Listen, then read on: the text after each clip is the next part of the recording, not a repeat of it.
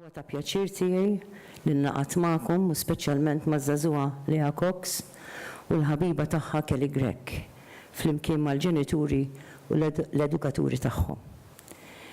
Inġbarna flimkien illum sabiex nuru rikonoxximent lejn il-ħidma kontinwa u importanti tal-Laboratorju tal-Paċi u wkoll biex fuq kollox niċċelebraw dan il-premju annwali, il-premju Papa Ġwanni 23.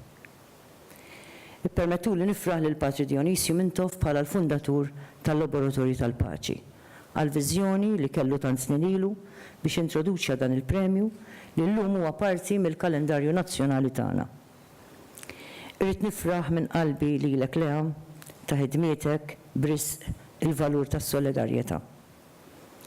Lea ħadnet il-valur tas-solidarjetà minn xkunita. Għaliex minn kelli llum qed niċċelebraw is-solidarjetà u l-għajnuna li tat lil Kelly, nafu li Lea dan il-valur għamlitu tagħha u nistgħu nqisuh bħala xempju ħaj tal-attiviżmu pożittiv żagħżugħ. Hawnhekk nixtieq nieħu l-opportunità biex inħeġġeġ liż-żgħażagħ Maltin u Għawċin biex żożithom li hija l-isbaħ mument fil-proċess ta' ħajjithom jużawha biex jarfu jkunu attivisti tas-solidarjetà u tal-paċi pożittiva fost sħabhom u l-familji u l-komunitajiet tagħhom. Ippermettuli nindirizza direttament liż-żgħażagħ. Eżih żgħażagħ Maltin u Għawċin meta turu rispett u ħniena tkunu diġà qed turi kwalitajiet kbar ta' tmexxija. Kwalitajiet li lilna l-kbar għandhom jagħmlulna kuraġġ u jagħmluna konfidenti minn futur sabiħ għal pajjiżna. Jiena konvinta li aħna lkoll konxi illi d-dinja tagħna għaddejja minn ħafna sfidi u li xi wħud minnhom jidhru diffiċli biex nindirizzawhom. Hemm nies saħansitra anke fis-soċjetà tagħna illi qed jgħixu l-faqar, il-prekarjat u l-esklużjoni. Hemm nies saħansitra fil-komunitajiet tagħna li jibżgħu li jkollhom relazzjonijiet ma' ħaddieħor jew li jħossuhom li m'għandhomx vuċi sabiex iwasslu l-inkwiet tagħhom. Għalhekk iż-żgħażagħ Maltin u Għawċin jew nieħdu l-eżempju ta' Lea biex titħeġġu ħalli minn xkunitkom tkunu attivisti tas-solidarjetà. Min-naħa l-oħra ma nistgħux nippretendu li ż-żgħażagħ tagħna jitħeġġu biex ikunu attivisti tas-solidarjetà jekk aħna l-kbar ma nkunux kapaċi nagħtuhom l-eżempju. L-eżempju tagħna irid jibda billi aħna l-kbar inkunu kapaċi nagħtu rispett u dinjità lil xulxin. Għax ir-rispett u d-dinjità huma żewġ valuri fundamentali li fuqhom tistieħu wkoll id-demokrazija attiva u b'saħħitha. Nemmen illi bħala soċjetà rridu nżommu f'moħħna il-ħin kollu l-importanza tar-rispett fid-djar tagħna, fl-iskejjel tagħna, fl-ogħla istituzzjonijiet tagħna u fit-toroq u fil-pjazzezz ta' pajjiżna. Jekk ma nurux rispett u dinjità għalina u għall-ġirien tagħna, allura ma nkunux nistgħu noħolqu il-paċi pożittiva neċessarja u l-ġid holistiku li huma il-pedamenti essenzjali tal-iżvilupp b'saħħtu ta' pajjiżna.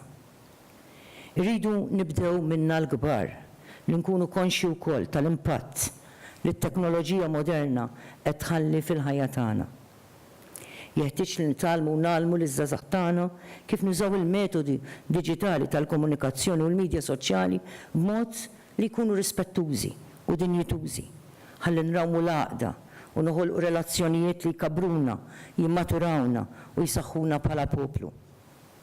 Il-paċi pożittiva u l-ġid holistiku jinħoloq u jkunu sostnuti meta niffurmaw relazzjonijiet b'saħħithom ma' nies oħrajn għax nagħtu rispett u d-dinjità. Hawnhekk irrid nirringrazzja minn qalbi għal darb'oħra lill-Laboratorju tal-Paċi li bis-saħħa tal-ħidma tiegħu ma' tfal u żgħażagħ. Il-Laboratorju tal-Paċi qed jibgħat messaġġ qawwi dwar il-valuri li nixtiequ li ninħtieġu nożżuhom u nsaħħuhom il-ħin kollu bħala soċjetà Maltija u Għawċija. Bi pjaċir rrid nenfasizza li l-ħidma tal-Laboratorju tal-Paċi matul dawn is-snin kollha ikkontribwiet biex rawmet u sostnit membri fih dan is-soċjetà Maltija biex ikunu attivisti tal-paċi pożittiva u l-ġid holistiku. Irrid ninnota wkoll l-xogħol tal-laboratorju tal-paċi huwa marbut mal-messaġġ qawwi li joħroġ mill-Aġenda 2030 tal-Ġnus Magħquda u l-miri għall-iżvilupp sostenibbli. Dawn il-miri globali jipproponulna qafas għall-futur sostenibbli tal-umanità u tad-dinja li qed ngħixu fiha. L-SDGs kif popolarment huma magħrufa jagħmluha ċara illi kull wieħed waħda minnha, il-familji u l-komunitajiet tagħna huma konnessi bejniethom permezz ta' realtajiet ekonomiċi, soċjali, politiċi u ambjentali. Meta niltaqa' ma' tfal u żgħażagħ ta' spiss nitkellmu dwar dawn il-miri għall-iżvilupp sostenibbli għaliex dawn il-miri għandhom messaġġ qawwi għalihom ukoll. Jekk nieħdu l-ewwel mira għall-iżvilupp sostenibbli, nintfakkarna li rridu nagħtu għajnuna u appoġġ speċjali lin-nies li qed jgħixu fil-faqar għax ma jistax ikun hemm paċi pożittiva u ġid holistiku sakemm il-pjaga tal-faqar titħalla tnawwar lil tant komunitajiet u ġnus fid-dinja. Kemm nixtieq li l-poplu tagħna jarber bliema mod jista' jiddedika aktar ħin u enerġija biex ngħinu lil xulxin ħalli nindirizzaw id-diversi tbatijiet ta' saħansitra anke membri fil-komunitajiet rispettivi tagħna. It-tielet mira għall-iżvilupp sostenibbli titkellem dwar kif għandna nassiguraw li jkun hemm opportunitajiet ekwi u b'saħħithom għan-nies kollha sabiex kulħadd jista' jgħix u jgawdi mill-ġid holistiku. Din it-tielet mira tfakkarna li biex niksbu dan jeħtieġ nittrattaw lil xulxin b'rispett u b'dinjità. Din il-mira tfakkarna fir-regola tad-deb li tgħid li għandna dejjem nittrattaw lil ħaddieħor kif irridu li ħaddieħor jittratta lilna. Rrid nirreferu wkoll għall-10 mira għall-iżvilupp sostenibbli li tgħidilna biex niftakru fl-importanza tal-ugwaljanza għal kulħadd, irrispettivament mill-ġeneru tagħna, mill-etniċità, mill-orjentazzjoni sesswali jew mill-kultura tagħna. Din il-mira tinsisti li kull bniedem huwa parti sħiħa mill-umanità u għaldaqstant jixxaqlu li jkun trattat b'imħabba u b'rispett. Għaldaqstant nieħu l-opportunità biex nappella lil poplu Malti u Awċi biex jaħseb kif jista' juri imħabba u rispett lejn kulħadd ħalli nassiguraw li l-komunitajiet u s-soċjetà tagħna jkunu tassew soċjetà inklusiva. Minnaħa l-oħra, it-13 mira l-iżvilupp sostenibbli tfakkarna fl-importanza li nħarsu l-ambjent naturali u kif l-umanità għandha tkun impenjata biex tipproteġi id-dinja tagħna.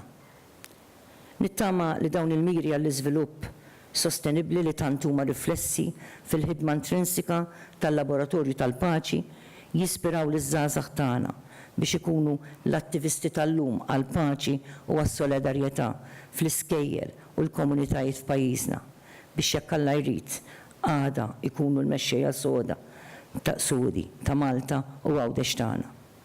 U għalhekk li jiena tant ferħana u kburija b'lejha llum għaliex bħala żagħżugħa qed tirrifletti dal-attiviżmu bris żgħażagħ oħra bħala. Jalla l-eżempju tal-Lea ikaxkar lilna lkoll. Grazzi.